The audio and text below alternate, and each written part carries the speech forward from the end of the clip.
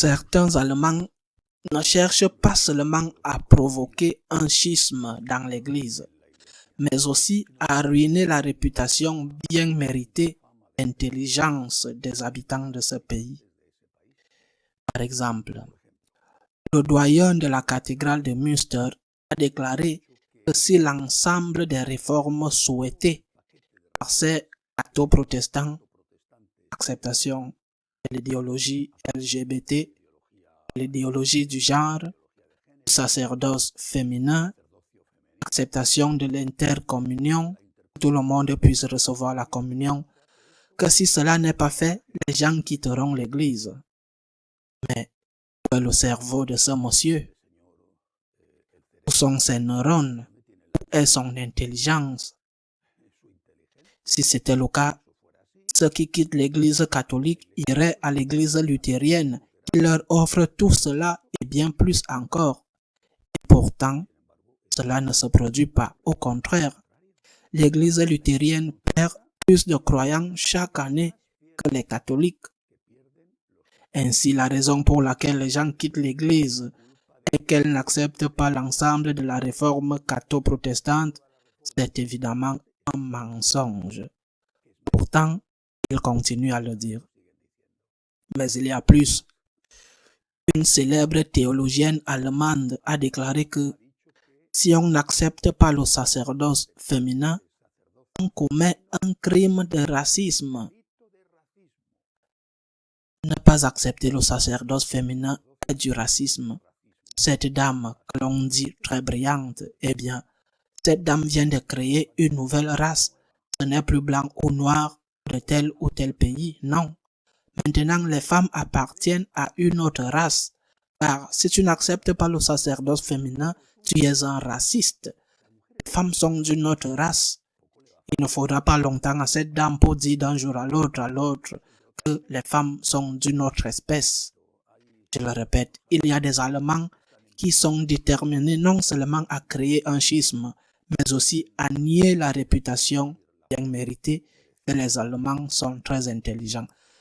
Mais le pire de tout est venu du président des évêques allemands, Monseigneur Betting, qui a fait une déclaration surprenante selon laquelle il a dit qu'il n'est pas utile, que ce n'est pas un bon chemin de bénir les couples homosexuels d'un groupe important, pas exagéré.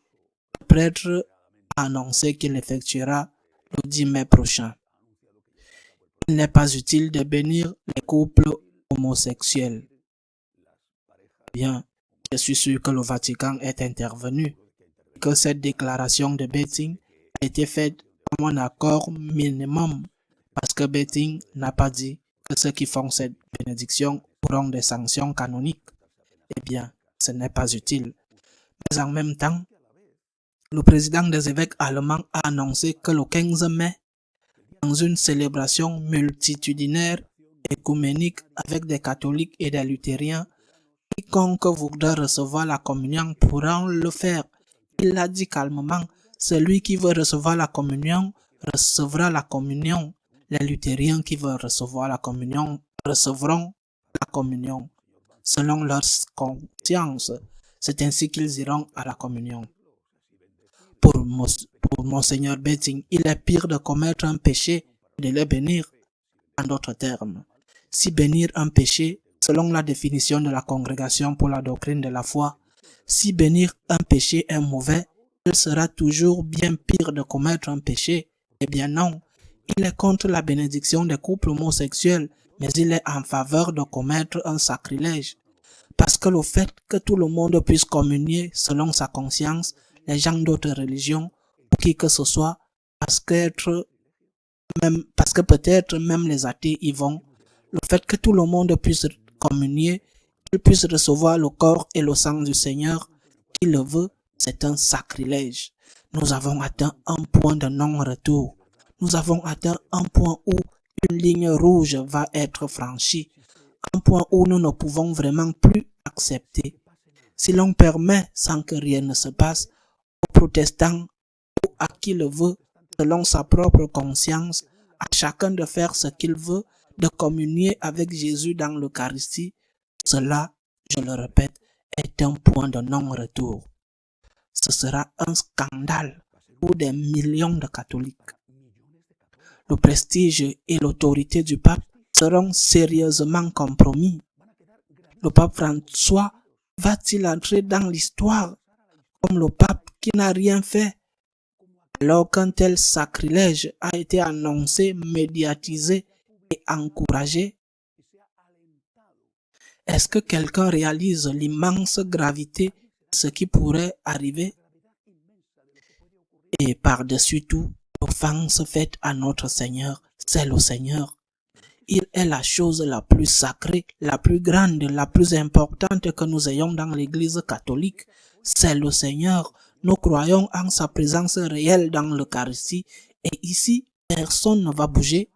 Ni les évêques, ni le Vatican, ni les prêtres, ni les laïcs. Personne ne va bouger. Personne ne va faire quoi que ce soit pour empêcher cet horrible sacrilège. Je ne parle pas d'utiliser la violence. Pas du tout. Absolument pas. Mais nous devrons prier et nous opposer fermement à cela. Nous ne pouvons pas être indifférents. L'Église catholique est-elle si endormie et droguée?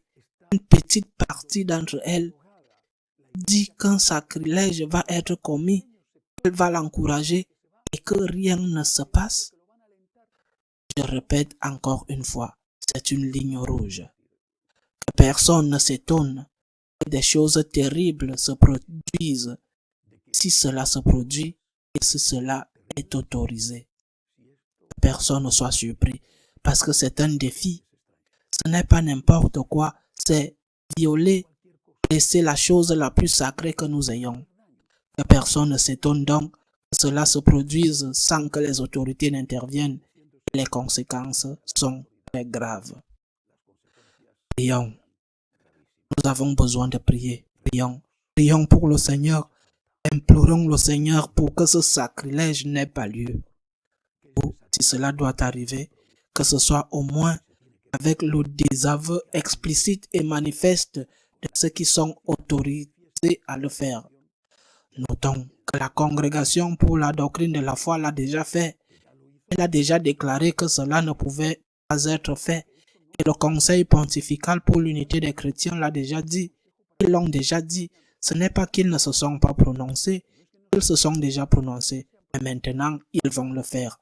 Et maintenant, nous devons faire quelque chose de plus qu'une déclaration. Prions. À la semaine prochaine, si Dieu le veut.